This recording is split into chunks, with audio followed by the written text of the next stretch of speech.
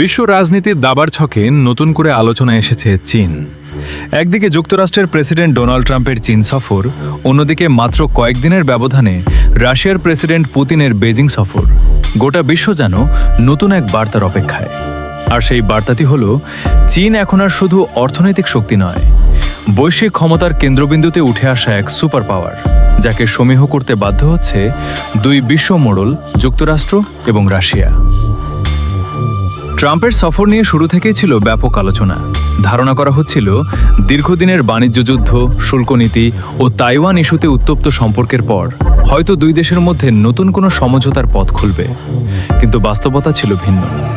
বৈঠক শেষে বড় কোনো ঘোষণা তো আসেইনি, বরং তাইওয়ান প্রশ্নে যুক্তরাষ্ট্রকে কড়া বার্তা দিয়েছেন চীনের প্রেসিডেন্ট শি জিনপিং।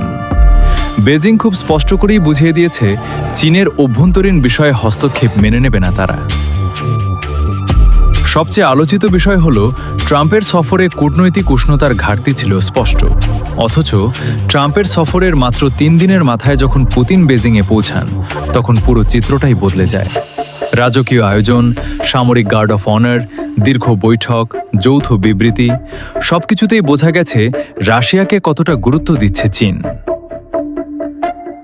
চীন ও রাশিয়ার সম্পর্ক নতুন নয়। বহু বছর ধরেই পশ্চিমা আধিপত্যের বিরুদ্ধে দুই দেশ এক ধরনের কৌশলগত জোট গড়ে তুলেছে।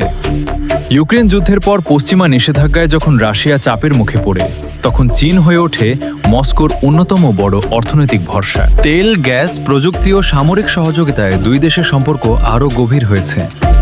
বিশ্লেষকরা বলছেন, চীনের কাছে রাশিয়া শুধু বন্ধু রাষ্ট্র নয়, বরং যুক্তরাষ্ট্রের বিরুদ্ধে একটি শক্তিশালী কৌশলগত পার্টনার।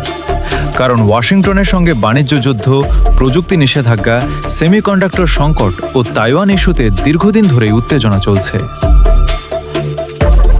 চীন খুব ভালো করেই জানে, যুক্তরাষ্ট্রের সঙ্গে সরাসরি সংঘাতে গেলে তাদের পাশে শক্তিশালী মিত্র প্রয়োজন।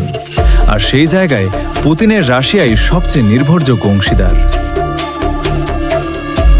আন্তর্জাতিক সম্পর্ক বিশ্লেষকদের মতে, এখনকার বিশ্ব রাজনীতি আর একমেরু নয়।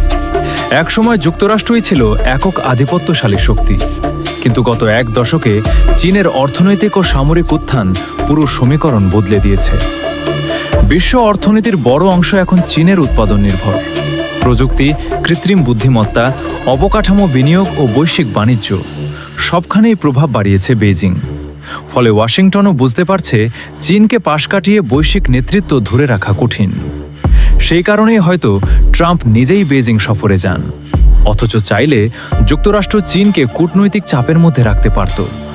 কিন্তু বাস্তবে দেখা গেছে, চীনের সঙ্গে সম্পর্ক স্বাভাবিক রাখাটাই এখন আমেরিকার জন্য বড় চ্যালেঞ্জ। পুতিনের সফর ছিল কেবল আনুষ্ঠানিকতা নয়, বরং শক্তির প্রদর্শন। পুরো বিশ্বকে দেখানো হয়েছে, রাশিয়া এক ঘরে হয়নি। পশ্চিমা নিষেধাজ্ঞার পরও চীন তাদের সবচেয়ে বড় অংশীদার হয়ে আছে। একই সঙ্গে চীনও বার্তা দিয়েছে, তারা এখন পশ্চিমা বলয়ের বাইরে নিজেদের আলাদা শক্তি বলয় তৈরি করছে, যেখানে রাশিয়া, ইরান সহ আরও কয়েকটি দেশ ধীরে ধীরে যুক্ত হচ্ছে।